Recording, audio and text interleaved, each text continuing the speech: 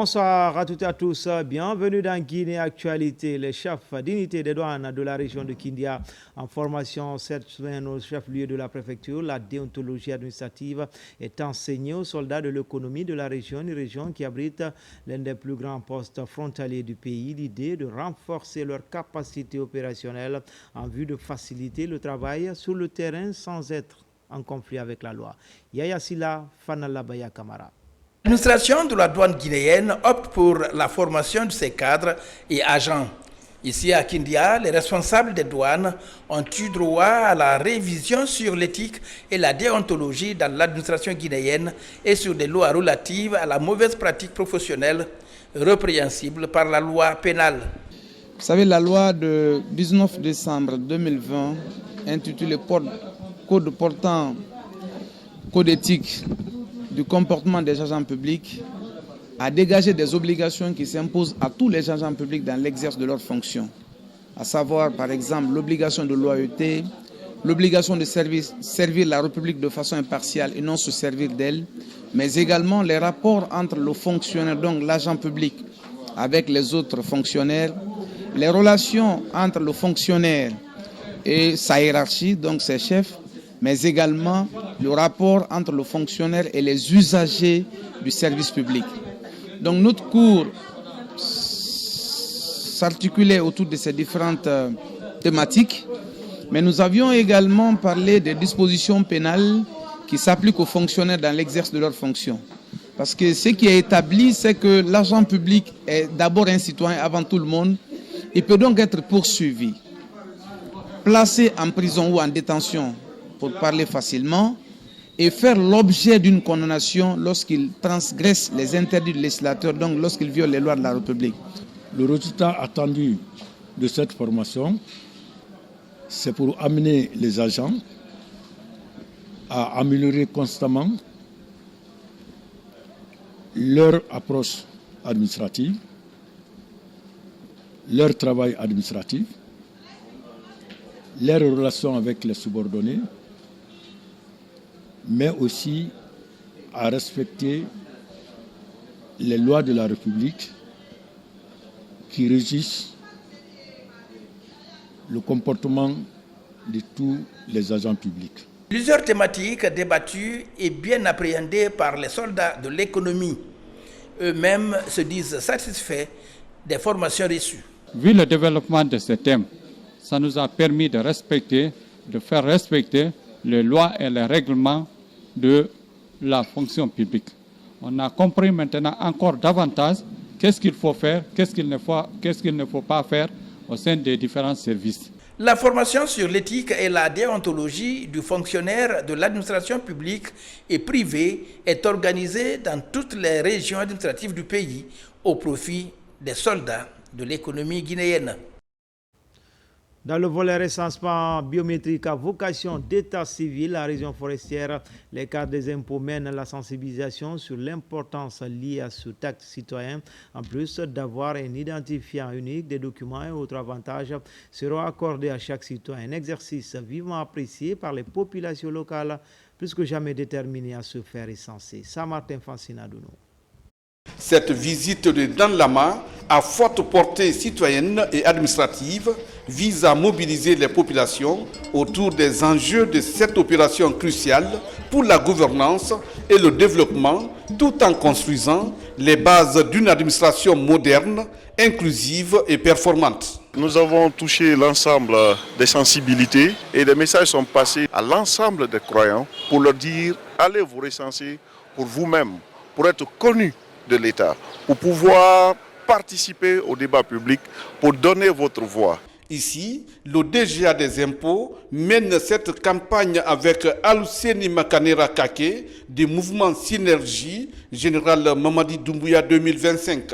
Une complémentarité pour traduire la volonté des autorités de permettre à chaque citoyen d'accéder aux documents d'ordre civil. Il y avait des difficultés comme toute action humaine. Ces difficultés, grâce au concours de monsieur le directeur général adjoint des impôts, les obstacles sont en train d'être levés de plus en plus. Comme pour dire à Zérékoré, il y a une symbiose qui permettra rapidement à cette population d'atteindre les objectifs que nous nous sommes fixés. Dans un esprit d'inclusion et de dialogue interreligieux, le directeur général adjoint des impôts a également rendu visite aux responsables religieux de la ville. Il s'est d'abord entretenu avec les imams de la grande mosquée de Zérékoré avant de rencontrer le clergé catholique à la cathédrale Sacré-Cœur. C'est une nécessité. Chaque population doit se faire recenser. Chaque homme, chaque femme doit se faire recenser, comme il précise, à partir de 10 ans. Pourquoi pas? Et les prêtres que nous sommes, dans nos prêches, dans nos églises, on essaie aussi de sensibiliser. Le message que j'ai, c'est d'inviter tous les fidèles musulmans des différentes mosquées de la commune urbaine et de la préfecture de Zérékoré de se déployer, de s'impliquer pour la sensibilisation en faveur de ce recensement. Dan Lama, directeur général adjoint des impôts, venu renforcer les efforts des autorités administratives de Zérékoré, a visité un centre d'enrôlement où il a échangé avec les agents recenseurs et quelques citoyens venus se faire enregistrer. Il a réitéré l'engagement de l'État à garantir la transparence, la protection des données et l'efficacité du processus. Mobilisation autour du peine avec l'université de Kankan, désormais son antenne de mouvement, au plus une plateforme de mobilisation citoyenne initiée par le ministère de l'Enseignement supérieur. Déjà, le mouvement est opérationnel dans plusieurs institutions d'enseignement supérieur du pays. Aussitôt installé à l'université Julius Nyerere de Kankan, le mouvement démarre ses activités autour du recensement. RTG Kankan et l'Hfodi Bangali Fofana. Ici, à l'université Julius Nyerere de Kankan, l'antenne du mouvement au plus ou au positif procède au lancement de ses activités. Ce mouvement au plus est né de l'initiative et de la volonté du ministre de l'Enseignement supérieur, de la Recherche scientifique et de l'Innovation à soutenir les actions du CNRD sous la clairvoyance du général président Mamadi Doumbouya. Le premier objectif que cette antenne de l'université de Kankan s'est fixé est d'entamer dans toutes les préfectures de la région une campagne de sensibilisation et d'éducation des citoyens autour du programme national de recensement administratif à vocation d'état civil RAVEC en cours. Ce mouvement, c'est un mouvement de soutien aux actions du CNRD et de son président, le général Mamadi Doumbouya. Ici, nous sommes à l'université de Kankan. Nous allons aujourd'hui entamer les travaux pour le recensement de la population. Notre problème essentiel, c'est comment est-ce que toute la population peut être recensée. Recensée veut dire quoi? Que les intéressés doivent être chiffrés, ils doivent être connus, ils doivent être enregistrés. Je déclare donc ouvert le processus de recensement à partir de l'université de Kankan. Je vous remercie. Déterminé à joindre l'acte à la parole, voici le mouvement au plus sur le terrain. La commune rurale de Karfamoria, les districts de Foussé, Diankana, Bankalan et la commune rurale de Batenafagui sur l'axe Kankan-Sigiri ont été les premières communautés à recevoir la visite de l'équipe de campagne de mouvement pour ses activités. Le coordinateur de cette antenne de mouvement au plus se dit très satisfait de la mise en place de ce mouvement. C'est pour la sensibilisation, commencer la sensibilisation de la population, même les étudiants de tout le monde, pour qu'ils viennent se faire recenser. Car le recensement, c'est un outil essentiel pour le développement de notre nation. Merci. À travers ce mouvement au plus, l'université Julius Nyerere de Kankan met toutes ses batteries en jeu pour réussir cette campagne de sensibilisation, invitant les citoyens à se faire recenser. Littérature, bientôt dans les rayons de nos bibliothèques, la découverte de l'Amérique, 3e édition et regard transtemporel, 2 ouvrages écrits par Elhadji Ibrahim Khalil Keita. L'université Gamal Abdel Nasser de Conakry a servi de cadre à la présentation des œuvres, une cérémonie riche en enseignements avec la présence de plusieurs acteurs du livre en Guinée. Diarra Diallo.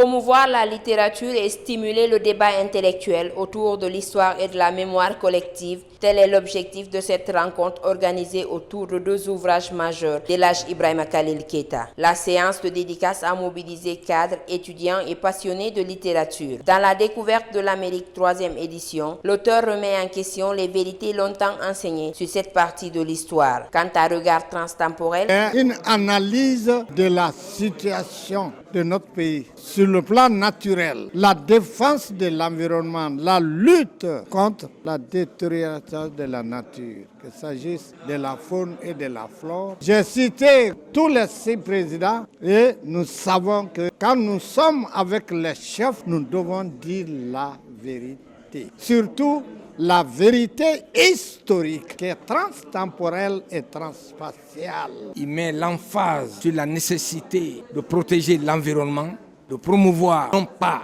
la croissance, mais le développement en tant que croissance multidimensionnelle et multidirectionnelle. Au-delà d'une simple présentation de livres, cette rencontre s'est révélée être un véritable carrefour de réflexion, un espace de dialogue entre passé, présent et avenir. Les acteurs du monde littéraire ont saisi cette occasion pour sensibiliser sur l'importance de l'écriture et inviter à une participation plus active à la production intellectuelle. Je souhaite que les générations qui sont avant moi, dont certains représentants sont encore vivants, ceux qui viennent immédiatement après moi et ceux qui sont les premières générations de nos enfants post-indépendance, que nous disions ce qui s'est passé et que nous savons.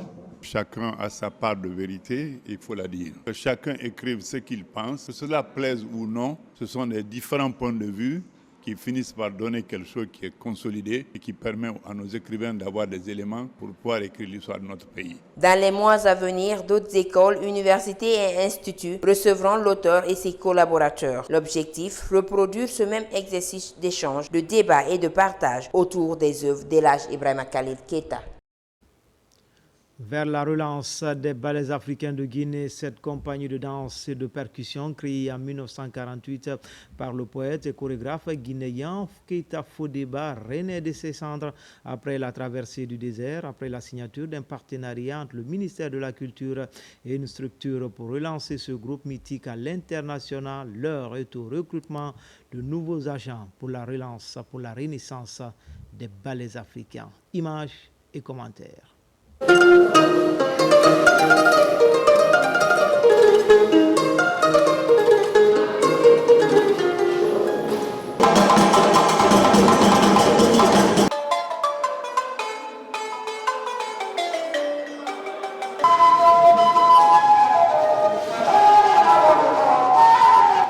Ils étaient 90 danseurs, chanteurs, acrobates et percussionnistes à prendre part à ce recrutement de rajeunissement des ballets africains de Guinée dans sa nouvelle version.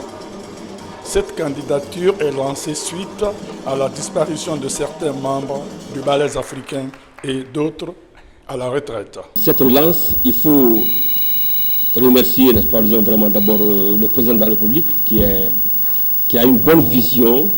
Il a demandé à ceux qu'on cherche à relancer, n'est-ce pas, les ballets africains à travers Moussa Moïse Silla, qui est notre ministre de tutelle, qui a réuni tout ce qu'il fallait pour qu'on puisse faire face à ce casting. Aujourd'hui, il y a une stratégie qui a été mise en place pour recruter des artistes de talent, des artistes de qualité pour les ballets africains de Guinée. Les ballets africains, c'est un ensemble emblématique de notre pays, c'est un patrimoine. Parmi les candidats, 60 seront retenus et ils viendront resserrer les rangs pour combler le vide. C'est important que dans le nouveau contexte de la refondation de notre pays, que ces ballets soient réformés, restructurés, afin que notre pays, à travers ses expressions culturelles, puisse être relancé sur les firmaments du monde entier à travers la culture. Ces travaux ont pu avoir le jour après plusieurs semaines de répétition de danse sous l'œil vigilant des anciens du monde de la culture, avec la complicité aussi des autorités de la culture guinéenne. Voilà comment on se quitte au compte de cette édition d'information. Je vous retrouve dans la grande édition de 20h30. À tout à l'heure pour d'autres actualités sur la Guinée, notre paradis terre de richesse et d'innovation, Inch'Allah.